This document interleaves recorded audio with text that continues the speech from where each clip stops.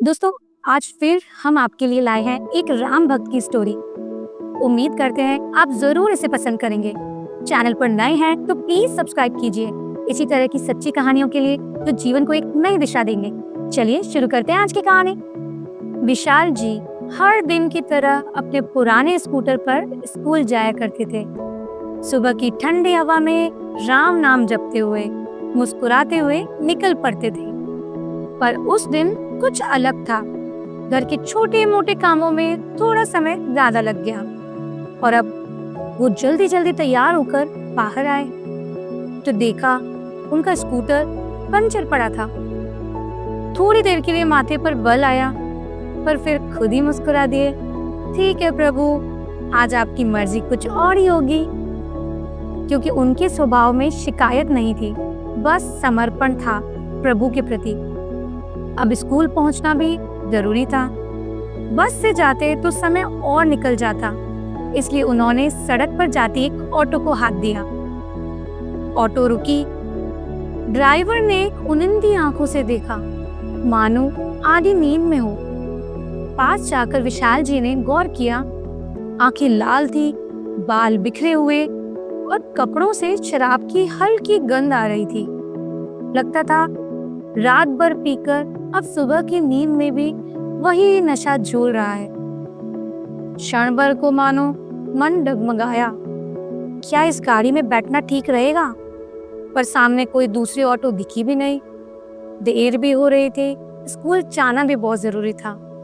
तो मन ही मन बोले, अब राम जी, ये भी आपका भेजा हुआ कोई रास्ता है। और प्रभु श्री राम का नाम लेकर बैठ गए। ऑटो धीरे धीरे आगे बढ़ी, पर ड्राइवर का संतुलन जैसे शराब ने छीन लिया हो।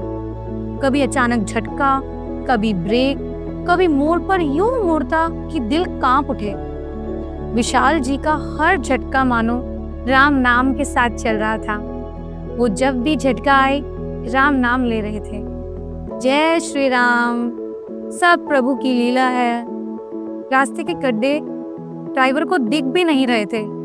कभी एक में उतरती, कभी दूसरे में उछलती, धूल उड़ती, हवा में तंग सी घुटन और दिल में बस एक ही प्रार्थना, हे राम, किसी तरह सुरक्षित पहुंचा दो। पर शायद नियति को कुछ और ही स्वीकार था।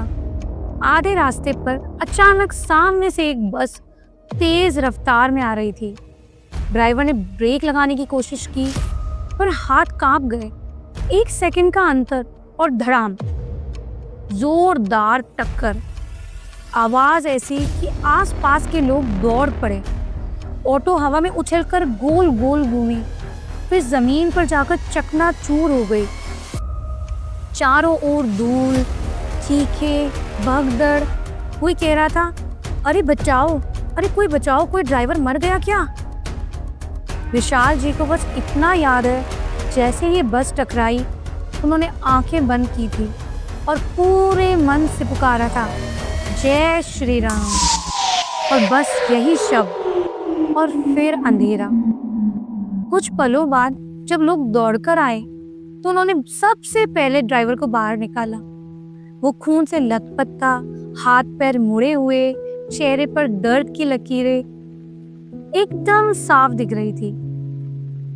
फिर सबकी नजर पीछे बैठी उस जगह पर गई जहां विशाल जी बैठे थे और जो उन्होंने देखा वो किसी को विश्वास भी नहीं हुआ। विशाल जी बिल्कुल शांत बैठे थे, चेहरे पर एक हल्की मुस्कान, आंखें बंद और होठों पर अब भी वही शब्द, जय श्री राम, जय श्री राम, जय श्री राम। आप विश्वास नहीं मानेंगे, ना शरीर पर एक खरोंच, ना कपड़ों पर मिट्टी का दाग, ना चेहरे पर डर का कोई निशान, बस एक दिव्य आभा, जैसे किसी ने उन्हें बाहों में थाम लिया हो। लोगों ने झुककर उन्हें उठाया, बाबूजी आप ठीक हैं? और विशाल जी ने बस इतना कहा, राम जी की कृपा से सब ठीक है। दूसरी तरफ ड्राइवर दर्द से करा रहा था। उसके हाथ पैर टूट चुके थे, कपड़ों पर खून के निशान थे और वहीं खड़े लोग आपस में कह रहे थे, अरे ये तो चमत्कार है।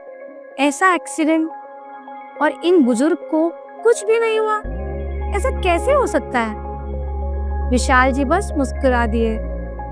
जिनके होठों पर राम नाम बसता है, उनका एक बाल भी बांका नहीं होता, क्योंकि जब हम खुद को प्रभु की शरण में सौंप देते हैं तो वही हमारी रक्षा खुद करते हैं। और सच में उस दिन लोगों ने अपनी आंखों से देखा कैसे विश्वास मृत्यु को भी मात दे देता है, कैसे जय श्री राम का उच्चारण एक जीवित कवच बनकर खड़ा हो जाता है। भला ये साक्षात चमत्कार नहीं तो और क्या है? आपकी क्या राय है? प्लीज कमेंट बॉक्स में जरूर शेयर कीजिएगा।